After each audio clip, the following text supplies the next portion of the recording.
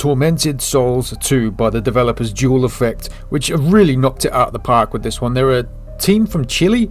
Really nice to see these small devs getting out there and getting their name out there, because I can't think of a single game that's been made in Chile. I'm sure someone will write in the comments they know thousands of games made in Chile, but I don't personally.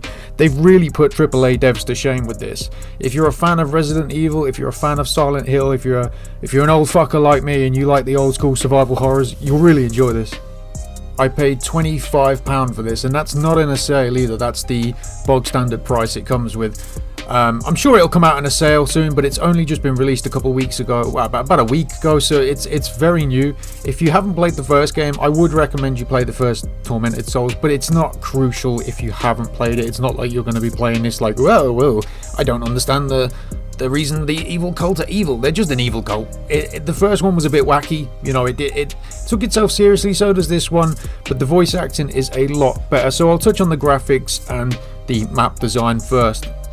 For graphics, considering this is a AA game, not a AAA game, it really puts studios like Ubisoft to shame, because it shows you what you can do if you have a small team that are dedicated and really want to put out a good product. There's no crap in there, there's no filler. You start off in the convent, the nuns convent, religious wackos, all that kind of good stuff. And I thought, like the first game, it's going to take place in one area. I was greatly mistaken. No, it goes out into the city. You've got shopping malls, you've got factories, waste processing plants, loads of places to go. I'm about 8 hours in and I've barely done anything. I'm just done the shopping mall and I'm now in the waste processing plant, which I am playing this on standard as well. If you play on standard and you die, it's you're shit out of luck. It's very Resident Evil in that sense, that you need not ink ribbons, but they're recording discs, like the old school sort of projector style recording discs. You need those to save the game. I'm not sure how it is on easy, because I played this on standard because mama didn't raise no bitch, so it is super hard. With enemies, you've got all kinds of ghoulies and goblins, and that's goblins in the monster sense, not the ones that control the banks. Anyway, but the lighting looks great.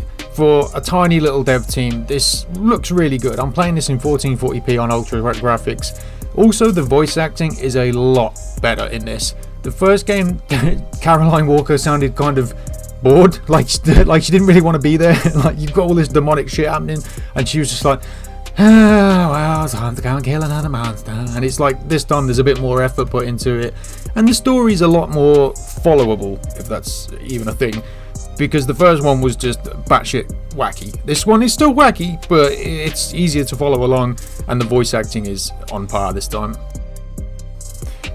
With Tormented Souls 2, they also do this really strange thing of, they don't have standard firearms. In the first game, your shotgun was literally a pipe that's been welded together with a valve and stuff on it, which you can see in the background now. That's the double barrel shotgun. You actually start off with only a single barrel shotgun, and you find the other barrel later on, but that is missable.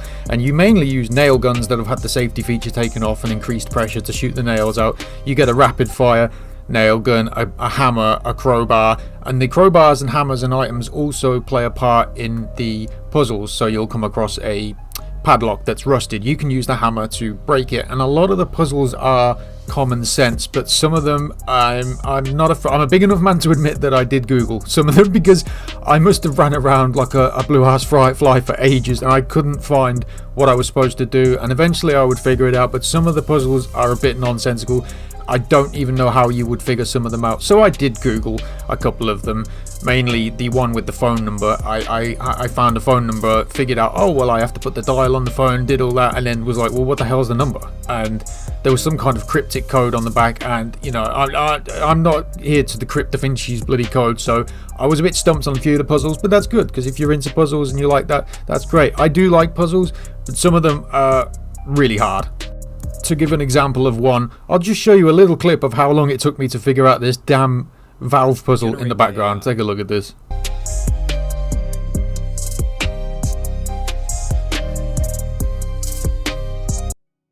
So yeah, that was on 12 times speed to show you an example. Just in the background now, this is the crossbar, and I actually really like the design of the weapons. So I'm big into crossbows and archery myself. When I'm not at the flat and I'm at my mum's and there's a garden to shoot, I do like crossbows and archery. So it's a nice touch to have a crossbow made out of bike parts. The shotgun's made out of a pipe. The pistol's a nail gun and the machine gun essentially as a rapid fire nail gun, sort of with the safety features messed around. So I do like that. It does sort of vary things up a bit from using the bog standard pistol and shotgun combo.